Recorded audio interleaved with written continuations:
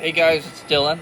Um, I am sitting here in Chicama, Peru. It's kind of a slow day at the shop, and I've been thinking that, I kind of picked up my old life and shipped it off to Chicama, Peru.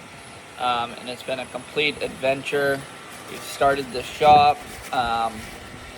It's all just been really interesting and an amazing experience that I realized that I kind of want to document. So I don't know what you want to call this, whether you want to call it a daily video or a vlog, or I have no idea. But I figured maybe some of you would want to come along and kind of see how this whole idea came to life and what daily life is like in Chicama, Peru. Uh, so follow along. We're going to start from the beginning here. So I was working in Hood River, Oregon for a company called Big Winds. Shout out to Big Winds, my second family.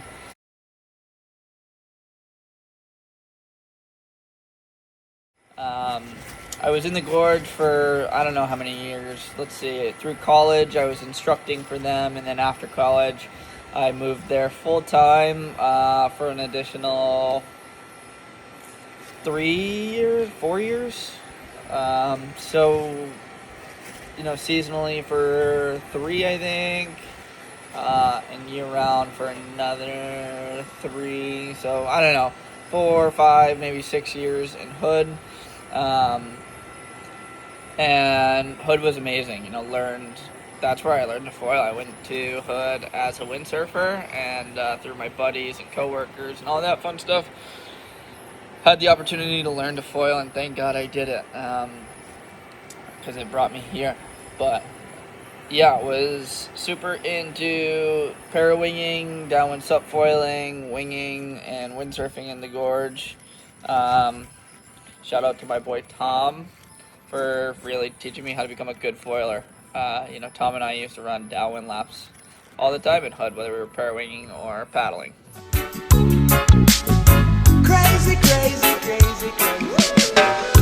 Taught the destruction of creation would be nuclear power and radiation. Have mercy, a that judgment would come. They dropped the neutron bomb. A man was heading for extinction. Hope to see you out here soon, dog. But yeah, I left Hood River, left the foil industry, and moved back to my hometown, New Hampshire, um, to go make real money and start my own tree service company. I started off working for somebody else, and it was hard work for sure. It was definitely a change of pace. Going from living in the gorge and being able to foil every day to back to New Hampshire to tree work for 12, 13 hours a day.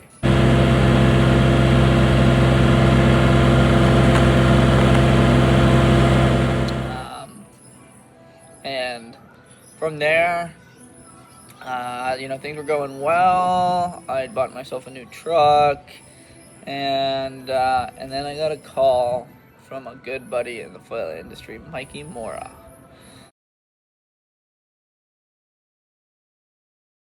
At the moment, I was doing tree work, and then all of a sudden, Mikey Mora calls me, and I'm like, oh my goodness, why is Mikey calling me? And he gave me the spiel of, he was like, hey man, I know you got out of the industry, and you're going to start your own business, and you're making good money. But just hear me out. I have this idea, and I know we always used to talk about stuff. And so he started talking to me about Chicama, Peru.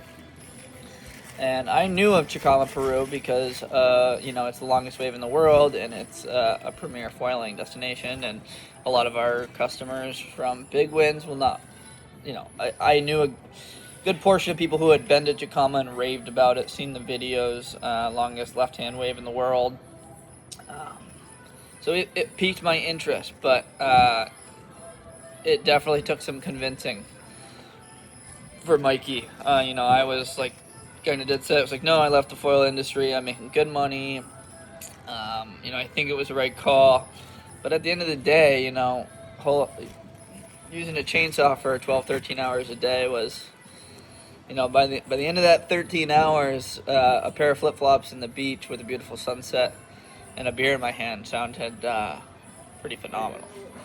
So, after a couple weeks of convincing me and us pondering this idea, he introduced me to Miguel Lunsford, who is the CEO of Chicama Foil Club, if you will. He's the owner. Mikey's involved with Armstrong, and Miguel is the head point man for Chicama Foil Club.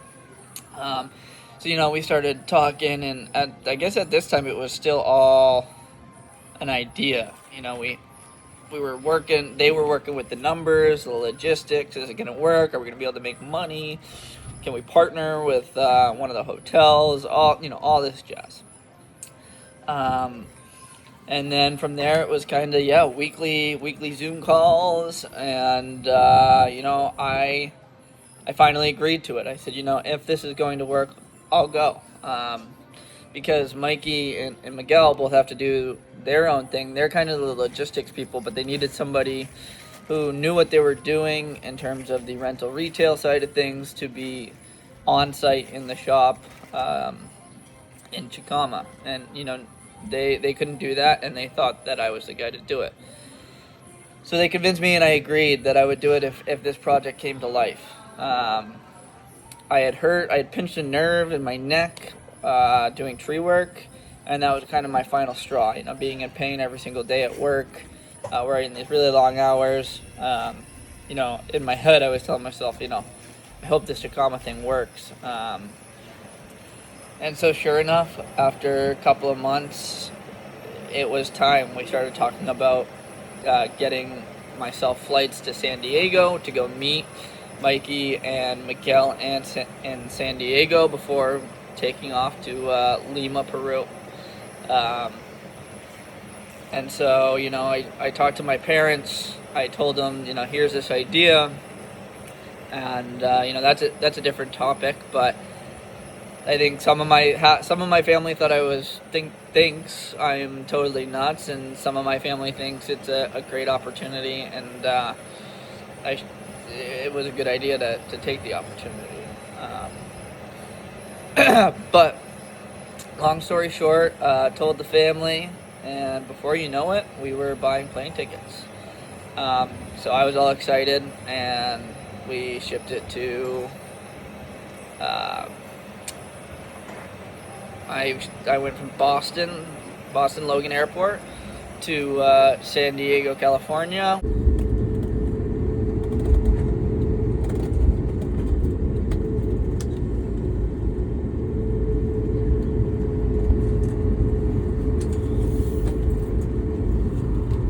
I met Miguel, and we went and stayed with some of his buddies and met up with Mikey, as it's home base for Mikey. And then from there we just started planning. We started meeting with a bunch of people in the industry, getting some orders in for different boards, different leashes, because for this rental, retail, demo center idea, obviously we need inventory, and through Mikey it was obvious we were going to be it was going to be an Armstrong as well as a foil drive demo center, but we know Roy from Keohi, and we wanted to stock his leashes and accessories.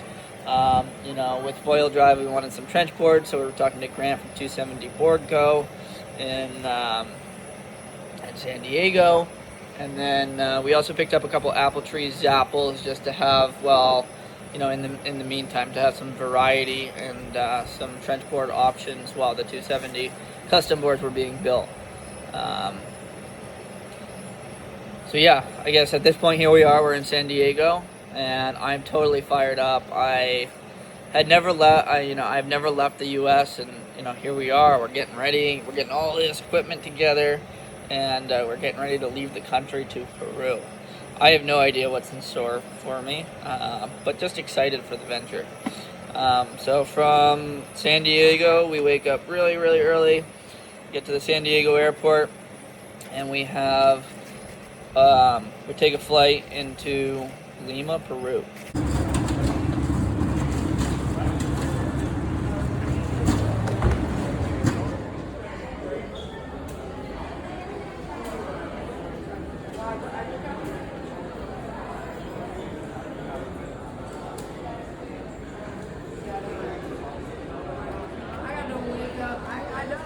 But Lima was the first thing I noticed. We threw all of our bags into this big van, if you will, and we've got boards and foils and all this stuff.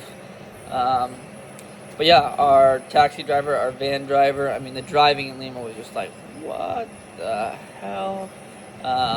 People honking their horns, cutting each other off. Nobody pays attention to the red lights. You go when you want, kind of thing.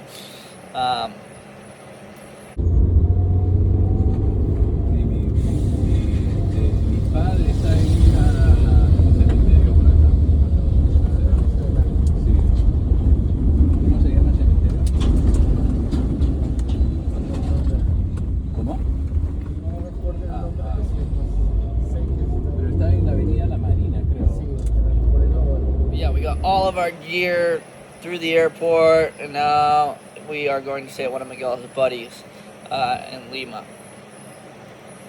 And Lima was a trip.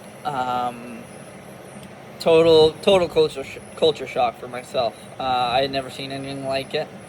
It was, there was some very poor sections, and then there were some really, really rich sections. Wasn't expecting maid services or anything like that. But yeah, the middle to upper class all have maid services, and the food is just delicious.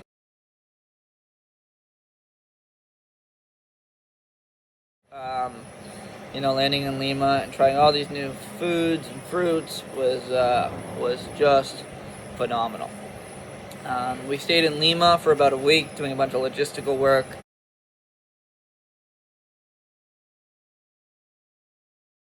Miguel working with all the lawyers and the accountants. And then it was time. I had attended some meetings and was helping Miguel with the logistical work, and then eventually I was of no more help. I couldn't help anymore in Lima, and so Miguel said, why don't you head to Chicama via bus and start getting yourself situated there and meeting people. So then we took this bus all the way to from Lima to Trujillo, which was about a 9.5 hour bus ride. It was a sleeping bus, I think is what they call it. So really comfortable seats. They lay all the way flat.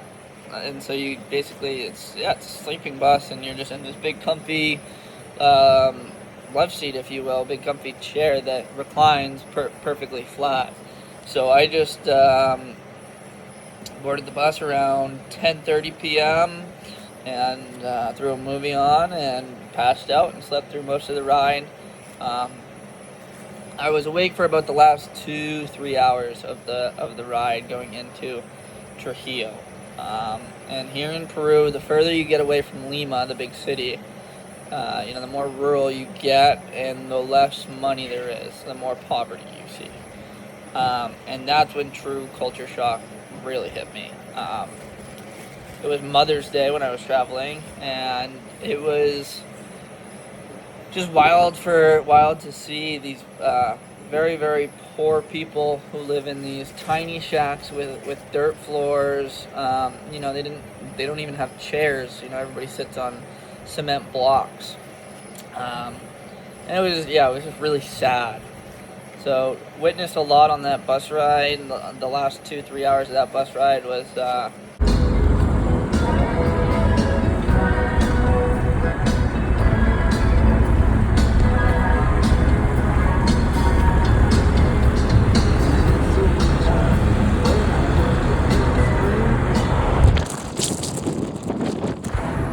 yeah, I had a little bit going through my mind of, was this the right idea? I totally took this leap of faith to go to a different country to help start a foil project. And now here I am on this bus looking out the window, kind of asking myself, where the hell am I? Are we safe? Just question after question going through my head. Finally get to Trujillo. Trujillo is another city, just another city full of chaos. Horns honking. It's whatever, 7 in the morning. Music going, horns honking, way too many cars on the road, tons of traffic.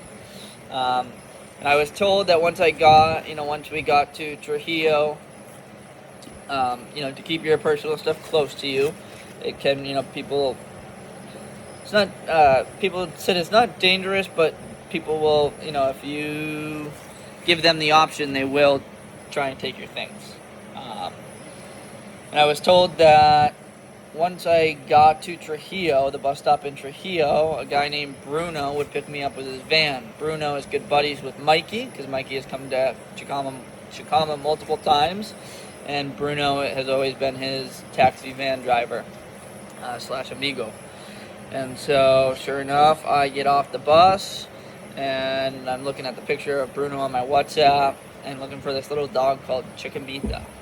And so I'm looking, I don't see him, and then all of a sudden he pulls up, because I see this little Chihuahua-looking dog sticking its head out the window, and recognize Bruno from his WhatsApp photo. And so we get off the bus, and I've got like 3 8-9-foot board bags. I've got 2 duffel bags, backpacks, a suitcase, just loads of stuff. And so Bruno helps me. All right, guys, we made it. Here with Bruno. Oh. Roll that into his van, and we head from Trujillo to Chicama. I had gotten news from one of Miguel's buddies that Nat, who's a super cool dude, by the way. Nat was here in Chicama, and he had an open spot on his boat for a tow session that morning. The tow session was going out at 9:30, and we had left Trujillo around 8:30. I thought it was like a 45-minute ride from Trujillo to Chicama. Turns out it's about an hour longer than that. So I was rushing, hoping to get land in Chicama, grab a board and foil, and get on the water with Nat. Unfortunately, that didn't happen. We didn't make the timing work. I was too late, which is okay because it allowed me to settle in a little bit more.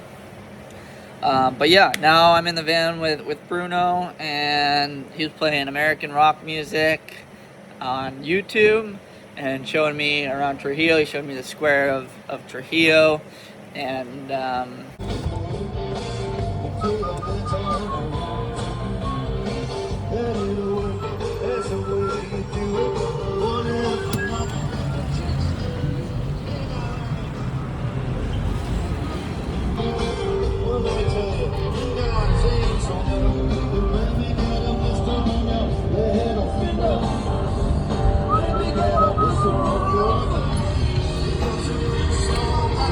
oh yeah, see.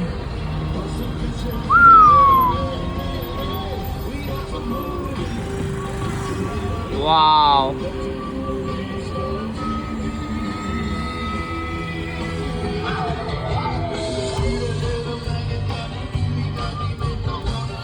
And in between Trujillo and Chicama, there really isn't much. You gotta realize Chicama is kind of the middle of nowhere. Basically, you're where the desert meets the ocean, in the middle of absolutely nowhere. And so, yeah, I guess experiencing that, it really put in, I had seen everything on a map, on a satellite map, and studied Chicama. I knew it was a really tiny, old fishing town. There really wasn't much to do besides foil surf, and if you enjoy fishing. But yeah, so we pull into the port of Chicama, Puerto Malabrigo, they say.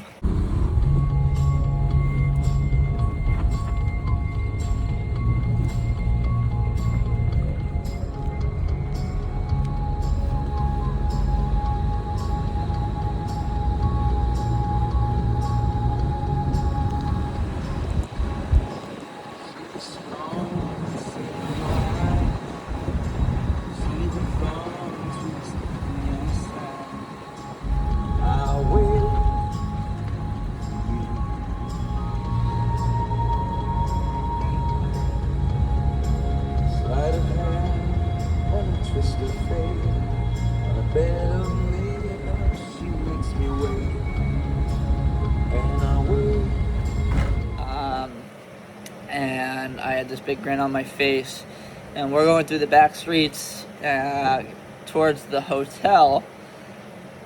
And I had seen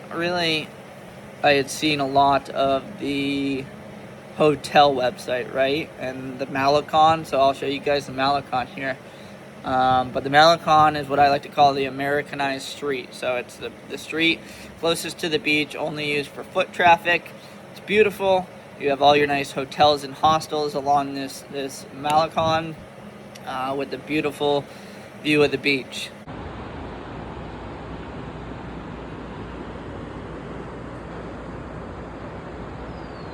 And that's kind of what I had pictured in my head.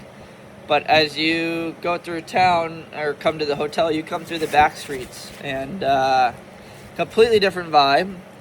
And I had never seen anything like it. So.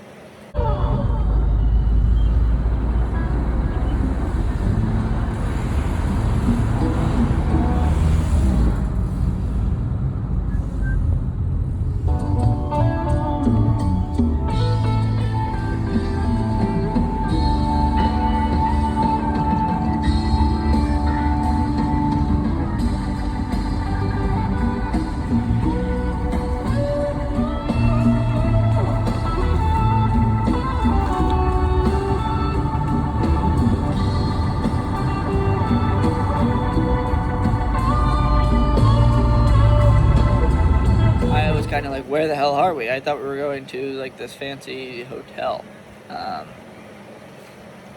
but knew I was safe. Everybody had a smile on their face. They waved.